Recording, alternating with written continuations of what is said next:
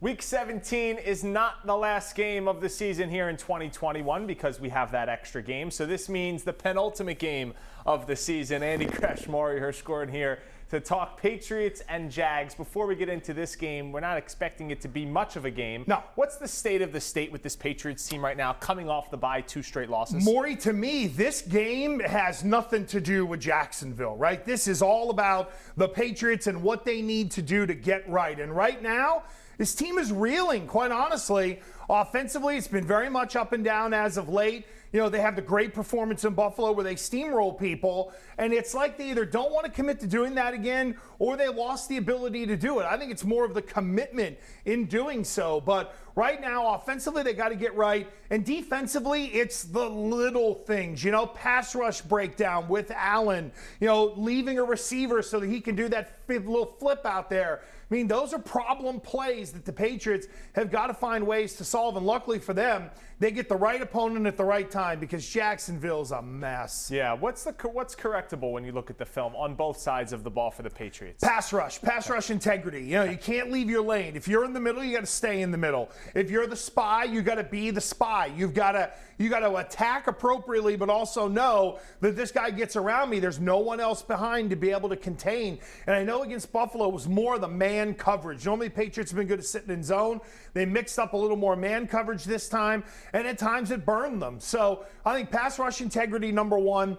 I'm having a hard time figuring out run defense this year in the NFL, Morey, quite honestly, because some teams are really good at it and they don't have a great record. And some teams stink at it and they've got a great record. So the run defense is clearly game to game. But to me, it all starts with the defensive line. Whether it's pass rush or stopping the run, the Fats have got to do a better job. Knowing they struggled with Josh Allen, Trevor Lawrence, in terms of stature, in terms of style, is sort of a younger Josh Allen. Is it good that maybe they get a similar quarterback in back-to-back weeks? Yeah, I think so, because it's not as much a surprise. I think the big thing with Trevor Lawrence is you're talking about Josh Allen where he was like 4 years ago, the 55% passer, the guy who'll throw it up there. You could bait him into some throws. Even Miami against New Orleans, you know, on Monday night, baited Ian Book into a throw that got taken back to the house. Those are the kinds of things I expect because Lawrence is just a neophyte. So, yes, stylistically they're the same, but I think in terms of the maturity and the growth, Trevor Lawrence is very much Josh Allen 4 years ago, and that's a good thing for the Patriots because it means he's nowhere near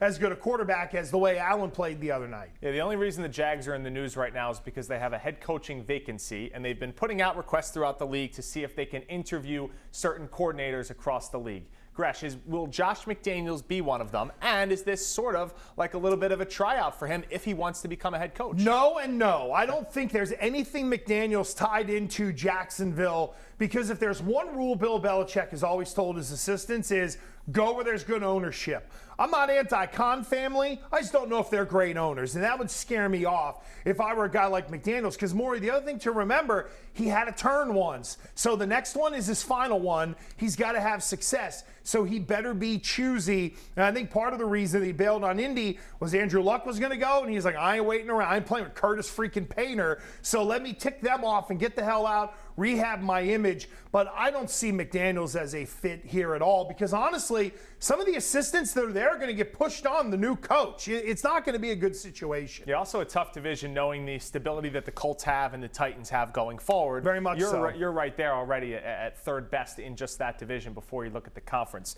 Keys for a Patriots win Sunday, and do they cover? It's a pretty hefty spread. It is a big spread. I'm a little wonky on the cover right now. Right now, I would lean towards no. You know, I'm looking at like 28-17, maybe 28-20, something like that. But look, for New England, they got to take care of themselves, right? They got to rebuild some confidence, number one. And that starts with getting stops early. I've been big on get out to a lead early. Now I don't even need the scores. Play well in the first quarter. Don't get out there and soil yourself. You got to get back to running the ball. I know they can run on Jacksonville. Make it easy on yourself. I know Damian Harris had the big day, but it never felt like it translated to the Patriots having an easy day offensively. And then the other thing is, don't let Lawrence have a day. He's the only guy that can really burn you right now.